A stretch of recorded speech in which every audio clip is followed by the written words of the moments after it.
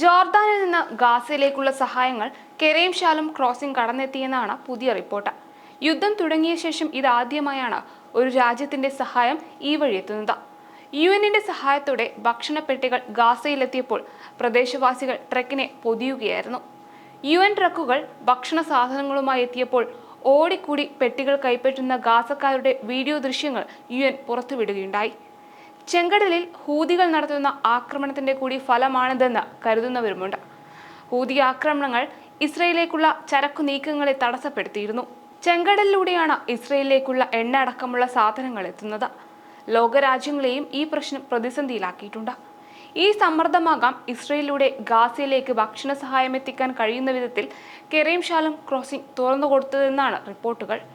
ജോർദാന് ഇസ്രയേലിലൂടെ നേരിട്ട് ഗാസ മുനമ്പിലേക്ക് പോകാൻ സൗകര്യമുള്ള വാതായനമാണ് കെറീം ഷാലോം ക്രോസിംഗ്. യുദ്ധം തുടങ്ങിയ ശേഷം ജോർദാൻ ഈ വാതായനം അടച്ചിരുന്നു. UN കുറച്ചു നാളുകൾക്കുള്ള ഇടപെടലിന് ശേഷമാണ് ഇവിടം തുറക്കാനുള്ള തീരുമാനമെടുപ്പിച്ചത്. UN വേൾഡ് ഫുഡ് പ്രോഗ്രാമാണ് ജോർദാന്റെ സഹായം ഗാസയിലെത്തിച്ചത്. 46 ട്രക്കുകൾ ഗാസയിലെത്തിയിട്ടുണ്ട്. 750 ടൺ സാധനങ്ങൾ എത്തിച്ചതായി റിപ്പോർട്ടുകൾ പറയുന്നു. കെറീം ഷാലോം ക്രോസിംഗ് തുറന്നതോടെ ഗാസയിലെത്തുന്ന ഭക്ഷണ ട്രക്കുകളുടെ എണ്ണം കൂടുമെന്നതാണ് പ്രത്യേകത. ഗാസക്കാർ നിലവിൽ പട്ടിണിയിൽ വലയുകയാണ്. യുദ്ധം തുടങ്ങിയ ശേഷം ഗാസയിൽ കടുത്ത പട്ടിണിയാണെന്ന് വേൾഡ് ഫുഡ് പ്രോഗ്രാമും പറയുന്നു. വിശപ്പിന്റെ നഗരം എന്ന പ്രയോഗമാണ് സംഘടന നടത്തുന്നത്. ഗാസയിലെ മിക്കവരും ഭക്ഷണ സാധനങ്ങൾ കിട്ടാതെ വലയുന്നതായും സംഘടന പറയുകയുണ്ടായി. അതോടൊപ്പം ഹമാസ് ബന്ദികളാക്കിയ 40 പേരെ മോചിപ്പിച്ചാൽ ഒരാഴ്ച വെടിനിർത്തലിന് തയ്യാറാണെന്ന് ഇസ്രയേൽ അറിയിച്ചു.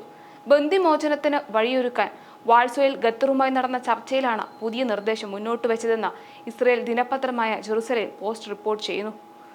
മൊസാദ് തലവൻ ഡേവിഡ് ബാർണിയ, CIA തലവൻ ബിൽ ബേൺസ്, ഖത്തർ പ്രധാനമന്ത്രി മുഹമ്മദ് ബിൻ അബ്ദുറഹ്മാൻ എന്നിവരാണ് ചർച്ചയിൽ സംബന്ധിച്ചത്. എന്നാൽ ബന്ദിമോചനം അടക്കമുള്ള കാര്യങ്ങളിൽ ചർച്ച തുടങ്ങണമെങ്കിൽ യുദ്ധം അവസാനിപ്പിക്കണമെന്നതാണ് ഹമാസിന്റെ വ്യവസ്ഥയെന്ന് ഖത്തർ പ്രധാനമന്ത്രി CIA മൊസാദ് തലവന്മാരെ അറിയിച്ചു.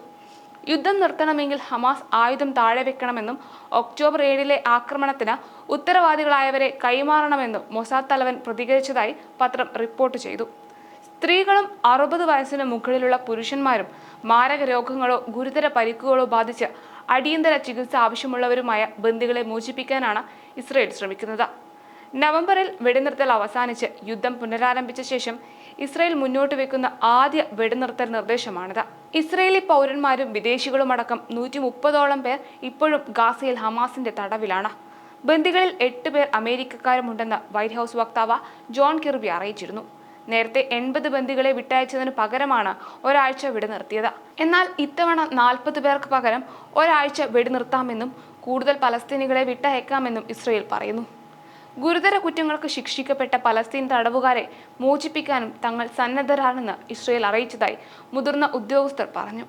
യുദ്ധം തുടങ്ങി 70 ദിവസമാകാറായിട്ടും ബന്ദികളെ കണ്ടെത്താനോ മോചനത്തിന് വഴിയൊരുക്കാനോ കഴിയാത്തത് ഇസ്രയേലിൽ വൻ പ്രതിഷേധത്തിന് വഴിയൊരുക്കിയിരുന്നു.